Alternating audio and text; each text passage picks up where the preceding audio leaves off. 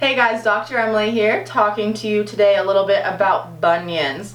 So this is a foot model, foot skeleton. A lot of people come into our office and they say, oh, well, my grandma had bunions and so I think I'm gonna get bunions, or they feel like they're starting to get one and they don't know why. Some people say they're hereditary, which to an extent can be true, but another big factor is just how you're moving, the strength of your deep intrinsic foot muscles, and then the tightness on the top of your feet up into the ankles and the legs.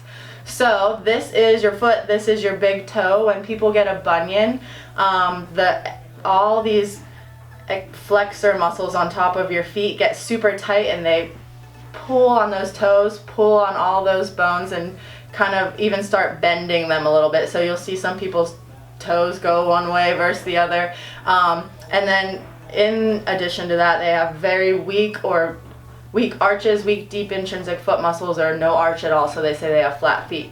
So a good way to work to get rid of this, or to stop it from getting worse, is to stretch out all those muscles on the top of the feet, all the tight tendons and ligaments, and then strengthen the feet intrinsic muscles down deep in those bottoms of your feet, basically. So pressing the feet into the ground, curling the toes under, and then you can also even just vary where you're putting pressure. So maybe you're pulling a little bit out more over to the side, turning more towards the big toe, pressing the ankle, everything in towards that inside of the foot.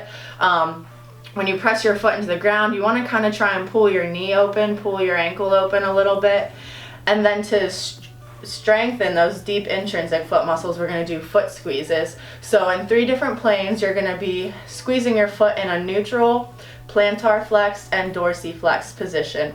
We do in our office 3 deep breaths in each position, and then trying to do 3 reps of that all together.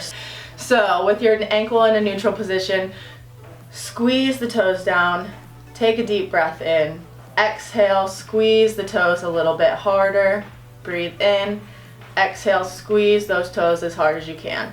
Then you're going to point your foot down. While you're pointing down, squeeze those toes again. Inhale, exhale, squeeze the toes a little bit harder, press the feet down a little bit more.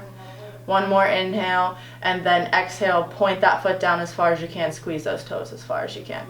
Last one then, we're going to dorsiflex, so kind of pull your foot, your toes back towards your head or your face. While you're pulling your foot back though, squeeze those toes down. Take a deep breath in. Exhale, pull the foot back, squeeze the toes a little bit harder. One more deep breath in. Exhale, pull the foot back, squeeze the toes as hard as you can. So those 3 exercises, depending on how your foot is and all your musculature, one might be harder than the other for you to do. Pointing down and squeezing your toes is probably going to create a calf cramp for some of you guys. Pulling your foot back and squeezing the toes down might make the top of your feet or your shin hurt a little bit. So everyone needs all of those exercises. Everyone needs to stretch their feet out. Bunions can cause you to kind of walk, change your gait, change the pressure you're putting on your knee, change the pressure you're putting in your hips. So healing all of that is going to start from the ground up.